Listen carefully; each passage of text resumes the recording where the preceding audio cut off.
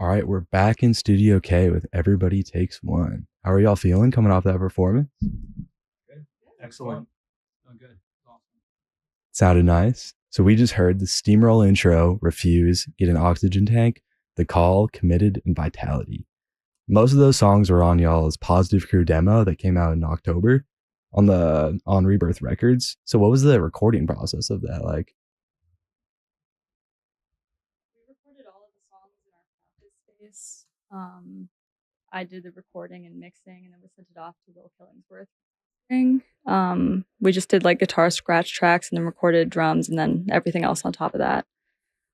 Sweet. And how did you all get involved with Rebirth Records? We had rough mixes of the demo. Bob Wilson, who runs Rebirth Records, is kind of a legend.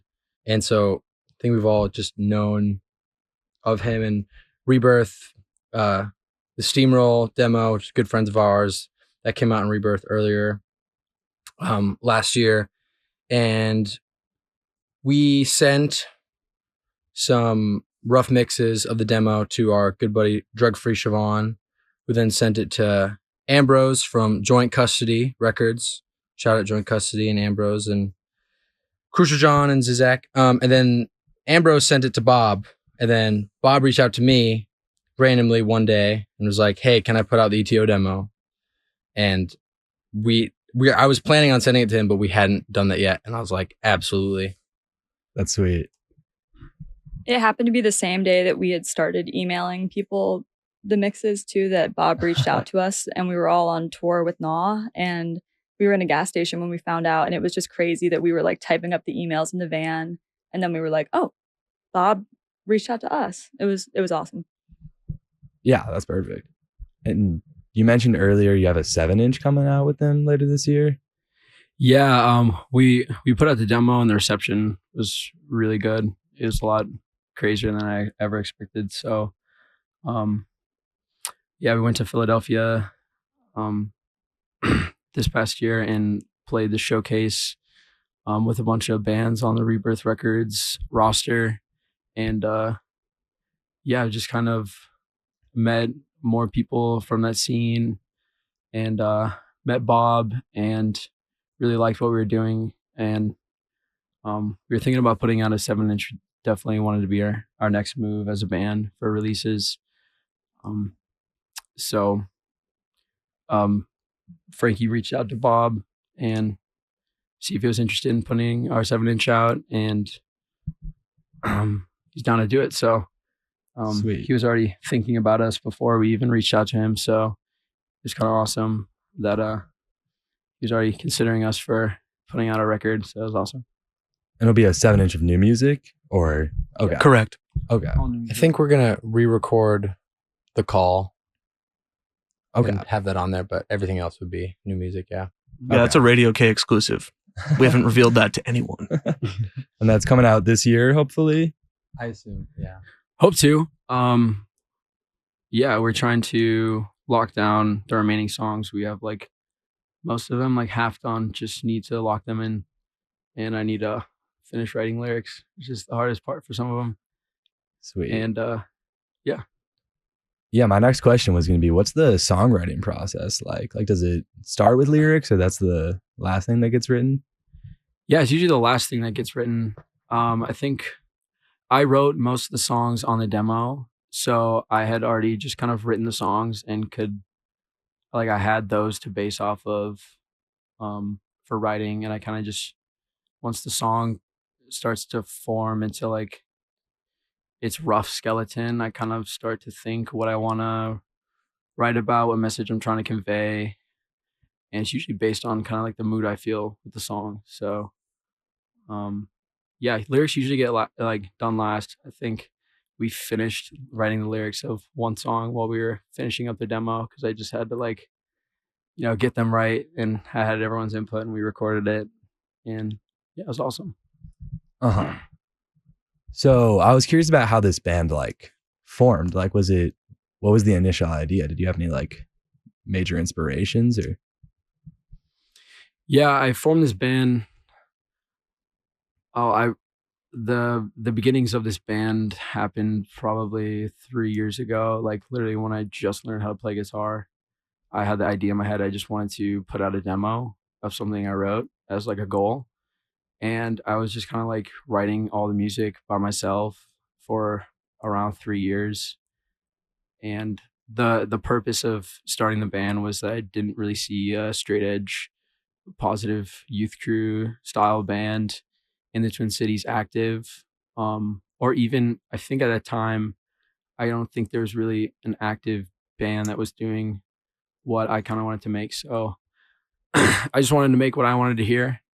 And that's how it kind of started coming together. And I knew Maddie from being in bands with her before. We were in Gnaw together. And I met Nikki just through going to shows. Same with Frankie and Elliot. And we all really connected and felt strong to the style of music we were writing. So that's how it kind of formed. For sure. That reminds me, I should take a second to have you all introduce yourselves. Do you all want to like go down the line, give your name and instrument you play? I'm Elliot. I play guitar. I'm Positive Zach. I sing. I'm Nikki. I also play guitar. I'm Frankie. I drum. I'm Maddie and I play bass. Sweet.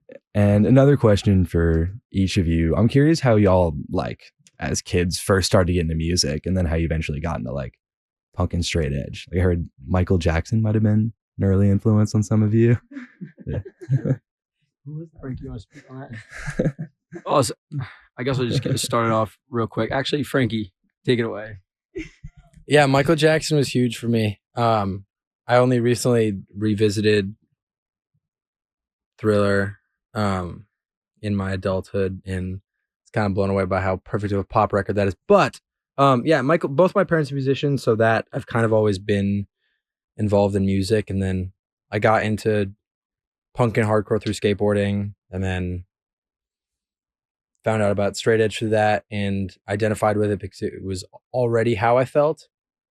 And I was blown away that there was a space for people who felt the way I already did.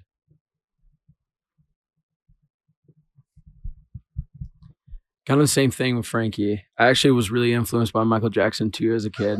I don't know if Frankie knows that, but I think Michael Jackson is like the pinnacle of fun because he just could dance and sing really, really good.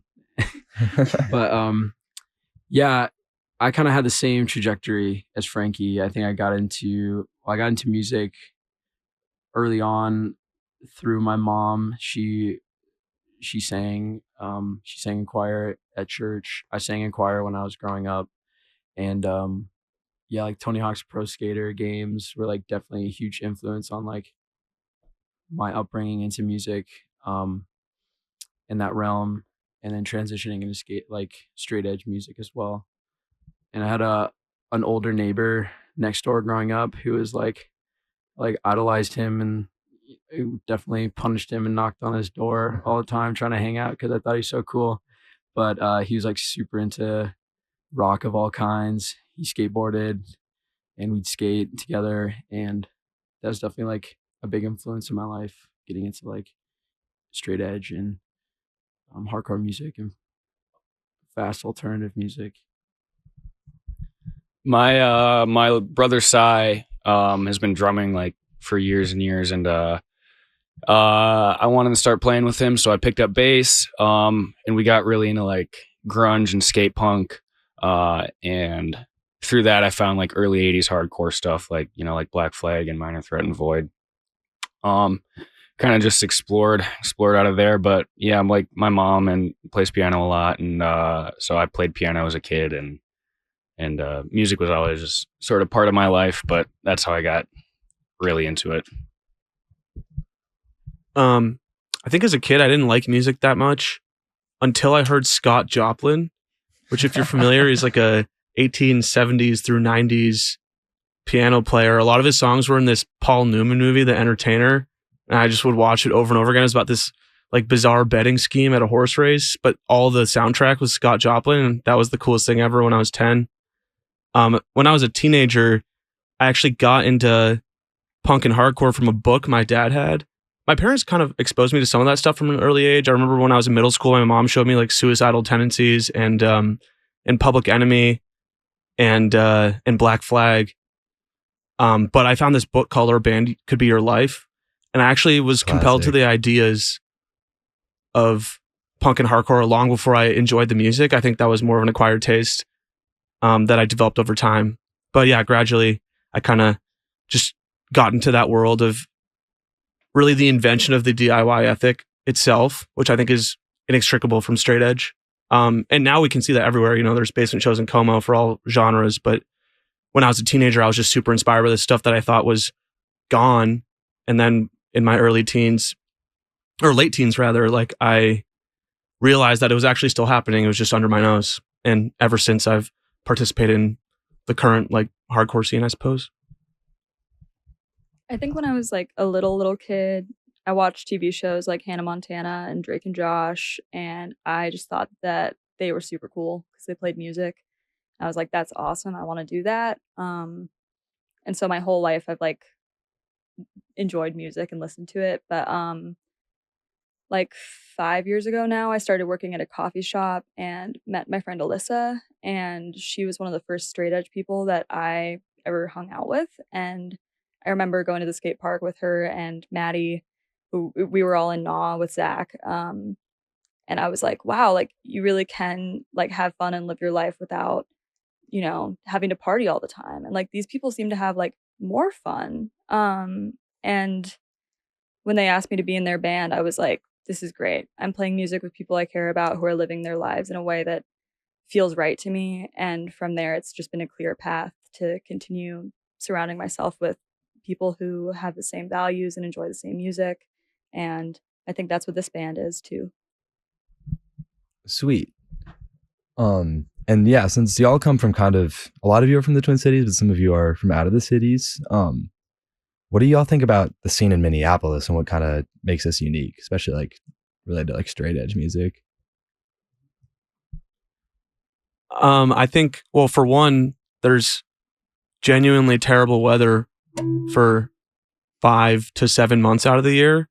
And so I think and we're also just out of the way of the most convenient tour routing of a lot of national acts. So I think that there's actually a lot of room for people to kind of experiment unto themselves, relatively autonomous from a lot of national trends, which is why like I've toured somewhat, and most other cities don't have a very robust straight edge scene, but something is just in the water here. And it went from, I mean, you guys were here pre-COVID, I wasn't, but from what I've been told, maybe a couple dozen, if that, straight edge people pre-COVID, and now there's maybe I could say hundreds. I don't know. There's genuinely so many kids. And that's been an explosion. Does anyone want to add anything to that? I think we have a really great size of a scene here. I think it's a great balance of, it's not, I mean, like, I feel like we all go to shows, and I know, like, I mean, every show I go to, I see new kids, but I know like probably 80% of the people by name at the shows.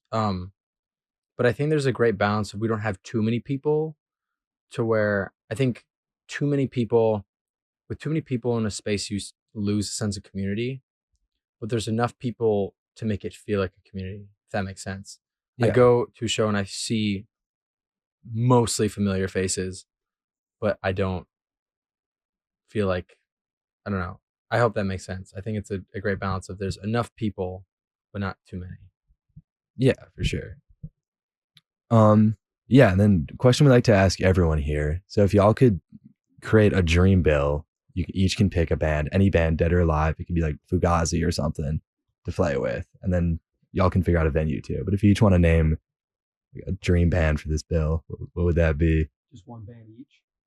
Yeah, or up to you. You can be one band each, or you can all pick. I feel like they're gonna get mad at me. Let's build our dream. Yeah. Okay. Just do one band. Okay. Let it rip. Yeah. All right, down the line, Warzone. Oh my God. Damn it. Oof. Crippled Youth.